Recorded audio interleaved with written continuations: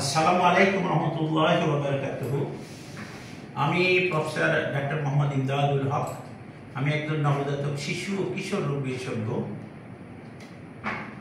আমি শিশু স্বাস্থ্য চ্যানেলের পক্ষ থেকে সবাইকে অনেক অনেক শুভেচ্ছা এবং অভিনন্দন জানাচ্ছি। আজকে একটা সুন্দর টপিকস নিয়ে আলোচনা করতে চাই, যে আলোচনায় আশা করি সবাই উপকৃত হবেন। আগে বলে নিচ্ছি, আমাদের এই চ্যানেলটা অত্যন্ত নতুন চ্যানেল। এটা বেশি বেশি আপনারা সাবস্ক্রাইব করেন, লাইক দেন এবং শেয়ার করবেন। বেশি বেশি শেয়ার করলে হবে কি, আরও অনেক লোক দেখতে পাবে। এটা ভিডিওটা দেখতে পাইলে তারা অনেক উপকৃত হবে বলে আশা করি, তাই বেশি বেশি শেয়ার করবেন। দেখতে পাচ্ছেন আজকে আমার সামনে একটা ছোট্ট একটা মেয়ে শুয়ে আছে, ও জ্বরের রোগী। আমাদের এই হসপিটালে ভর্তি আছে গতকাল থেকে। অনেক দিন থেকে তার জ্বর, প্রায় 10-12 দিন থেকে জ্বর। তো আমরা জ্বরের রুগীদের নিয়ে জ্বর বাড়িতে হসপিটালে আসার আগ পর্যন্ত কি কি করণীয় আছে, কি কি কাজ করা যেতে পারে, এইটা নিয়ে আলোচনা করব। সো দ্যাট একদিনে জ্বর হইলে যে দৌড় দেওয়া লাগবে হসপিটালে, এইরকম কিছু না। একটা কথা মনে পড়ে, কিছুদিন আগে একজন মানুষ, তার 1 বছরের বাচ্চা, রাতের বেলা 103-104 ডিগ্রি জ্বর। আমরা জানি ভাইরাল ফিভারে জ্বর খুব তাড়াতাড়ি বেড়ে যায়, প্রথমেই 103-104 উঠে। সেই বাচ্চাটার জ্বর কোনোদিন উঠেনি। বাবা মা দুইজনই রাত 12টার সময় বাচ্চার জ্বর উঠছে, জ্বরের বাচ্চা নিয়ে বাড়িতে তালা মেরে ছুটছে হসপিটালের দিকে। প্রতিমধ্যে ছিনতাইকারী কবলে পড়ে সব খোয়া গেছে। যাই হোক, সে পরবর্তীতে চিকিৎসা পেয়েছে, আবার বাড়ি ফিরছে। তো এইরকম যেন কারো দুর্ঘটনা না ঘটে, এইরকম কাজ যেন কেউ করতে না চায়, এই চ্যানেলের পক্ষ থেকে আমি সবাইকে এই উপদেশটাই দেব। এবং আমি যে কথাগুলা বলবো, সে কথাগুলা আপনাদের অবশ্যই কাজে লাগবে। এখন জ্বরের রোগীতে জ্বর একটা রোগ না, জ্বর কিন্তু একটা সিমটম। অনেক রোগে জ্বর হয়, অনেক রোগে জ্বর হতে পারে। সিম্পল এখন যে জ্বরটা দেখা যাচ্ছে, তারা শুধু ভাইরাল ফিভার, বেশিরভাগই ভাইরাল ফিভার। সেই ভাইরাল ফিভারের জ্বরটা খুব বেশি দিন দীর্ঘস্থায়ী না হয় না, 3 থেকে 5 দিন, 5 দিন বা 6 দিন। তারপর জ্বরটা আস্তে আস্তে নেমে যায়। বাচ্চারা হোক, যাই হোক, পরবর্তীতে সুস্থ হয়ে যায় তারা।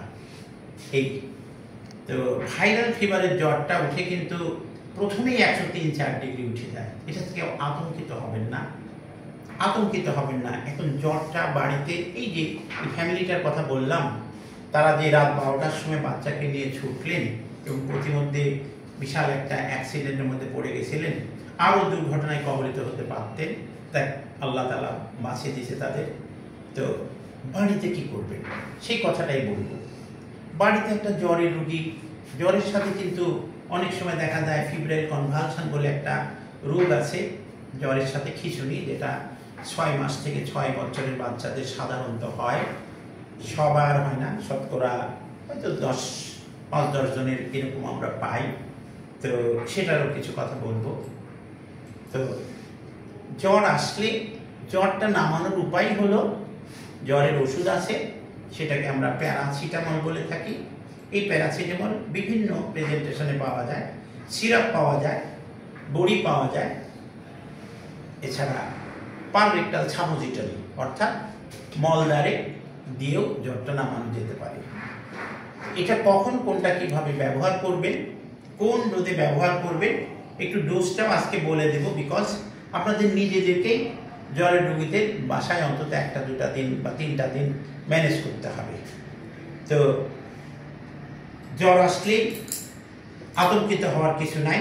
প্রথমে মনে করেন একটা বাচ্চার বয়স 2 বছর, তার জ্বর উঠছে, ওজনটা 10 কেজির একটু উঠে 11 কেজি বা 10-11 কেজি হতে পারে। তো এই বাচ্চাটা জ্বর রাতের বেলায় উঠলো 103-104 ডিগ্রি, কী করবে না? এই বাচ্চাটাকে জ্বর নামাতে হবে কিভাবে? একে পাররেক্টাল একটা সাপোজিটরি দিয়েছেন। সাপোজিটরি প্যারাসিটামল অনেক নামে পাওয়া যায়, নাপা নামে পাওয়া যায়, ইস নামে পাওয়া যায়, রেনোভা নামে পাওয়া যায়, অনেক নামে পাওয়া যায়। প্যারাসিটামল বললেই হলো। তো এই সাপোজিটরি 250 মিলিগ্রাম একটা মলদ্বারে দিয়ে দেন। মলদারে ঢুকে অন্তত মলদারটা 5-7 মিনিট চেপে রাখেন, ছোটা পেটা যাতে কোপ দিয়ে বের না করে। বের করে দিলে তো আর হবে না। আর এর পাশাপাশি কুসুম গরম পানিতে তোয়ালে চুবায় মাথা থেকে পা পর্যন্ত মুছ করতে থাকেন। হালকা বাতাস দিন, ফ্যান থাকলে ভালো, ছোট্ট টেবিল ফ্যান একটু দিয়ে দেন। মাথা থেকে পা পর্যন্ত যখন মুছাবেন তখন গায়ে একটু দানা দানা পানি থাকে, সেই পানিটা যখন বাতাসে ভ্যাপোরাইজ হবে শরীর থেকে, পানিটা ভ্যাপার হয়ে উড়ে যাবে, তখন টেম্পারেচারটা নেমে যাবে।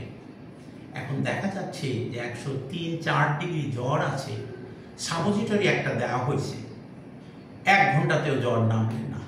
অনেকে একবারে ঘাবড়ায় যায়, 1 ঘন্টাতে জ্বর কেন নামলো না, অস্থির হয়ে যাবে। অস্থির হওয়ার কোনো দরকার নাই, আপনি বারবার মুছ করেন, হালকা বাতাস দেন। দেখা যাচ্ছে 1.5 ঘন্টা পরে জ্বরটা নামলো, 103-104 থেকে 100-তে নামলো, এবং 3 ঘন্টার মাথায় আবার দেখা যাচ্ছে জ্বর উঠে আসলো। জ্বর কত উঠে আসলো? আবার 103-এ উঠলো। ভয়ের কোনো কারণ নাই, প্রয়োজনে আপনি আবার একটা সাপোজিটরি দেন। সাপোজিটরিটা কি জন্য বলছি, দেখেন জ্বর আসলে বাচ্চারা ইউজুয়ালি খেতে চায় না, আবার জ্বর আসলে বমিও করতে পারে। এই যে খালি পেটেই আছে, প্যারাসিটামলটা যদি আমি মুখে দিয়ে দিই একটু গ্যাস্ট্রিক ইরিটেশন হয়, বমিও করতে পারে, আবার জ্বরের জন্য বমি করতে পারে। তাইলে এখন প্যারাসিটামলটা দিয়ে বমি হলো না জ্বরের জন্য বমি শুরু করলো, আমি কিছুই জানলাম না। সুতরাং সাপোজিটরি দেওয়াটাই আমি বেস্ট মনে করি, আর আমি নিজেও ভুক্তভোগী। এই কারণে আমি সাধারণত সাপোজিটরি ব্যবহার করতে বলি। তাহলে কি বললাম, আবারও বলি, 103-104 জ্বর উঠছে, ভয়ের কোনো কারণ নেই। রাত 12টা বাজে, আপনি সাপোজিটরি 250 মিলিগ্রাম দিয়ে দিন, দিয়ে মলদারটা একটু হালকা চেপে রাখেন, চেপে রেখে 5-7 মিনিট, তারপরে ছেড়ে দেন। আর গাটা মাথা থেকে পা পর্যন্ত কুসুম গরম পানিতে, আমরা টেপিড স্পঞ্জিং বলে থাকি, কুসুম গরম পানিতে মাথা থেকে পা পর্যন্ত মুছাই দিয়ে দেন। কখনো মাথায় পানি ঢালবেন না, ঠান্ডা পানি কখনো কপালে ঠান্ডা পানি দিয়ে কপালে ন্যাকড়া ভিজায় দিবেন না। এতে কি হবে, ঠান্ডা লেগে যেতে পারে, আরেকটা রোগের উৎপত্তি, কাশি শুরু হতে পারে বাচ্চা। মাথায় পানি দিয়ে কোনো লাভ নাই, পানি দিলে হয়তো আরাম পাবে, হয়তো একটু আরাম পাবে, বাচ্চাটা বারবার বলবে যে মাথায় পানি দাও, মাথাটা নেড়ে দাও। মাথাটা নেড়ে দিলে যথেষ্ট, মাথায় একটু নেড়ে দিন, পানি দেওয়ার কোনো প্রয়োজন নাই। তাইলে জ্বরটা নামলো, 1 ঘন্টা পরে যদি না নামে আপনি ওয়েট করেন, দেখেন 2 ঘন্টার মধ্যে ইনশাল্লাহ নামবে। নামার পরে আবার দেখা যাচ্ছে আর 1 ঘন্টা কি 1.5 ঘন্টা পরে আবার জ্বর 104-এ উঠছে, ভয় নেই, আপনি আবার দিয়ে দেন, আবার দিয়ে দেন। এই করতে করতে তো রাতটা কেটে যাবে, সকালে হলে আপনি হসপিটালে ডাক্তারের পরামর্শ নিতে যাবেন। তবে একটা কথা বলি, এখনকার দিনে একটা সাপোজিটরি, এখনকার দিনে আগে থেকে আছে সাপোজিটরি পাওয়া যায়, ডাইক্লোফেনাক সাপোজিটরি, সেটা ভল্টালের নামে থাকে, ক্লোফেনাক নামে থাকে, ডাইক্লোফেন নামে থাকে। এই সাপোজিটরিটা আমরা ব্যবহার করতে নিষেধ করি। এই সাপোজিটরি ব্যবহার করলে ব্লিডিং হওয়ার সম্ভাবনা থাকে। এটা দেওয়ার সাথে সাথে 15-20 মিনিটের মধ্যে কিন্তু জ্বর একেবারে নেমে যাবে, গা ঠান্ডা হয়ে যাবে, মানুষ মনে করবে এটা বেস্ট ওষুধ। কিন্তু ওইটাই তো চিকিৎসা না। আবার দেখা যাচ্ছে 3 ঘন্টা পরে আবার জ্বর চলে আসলো,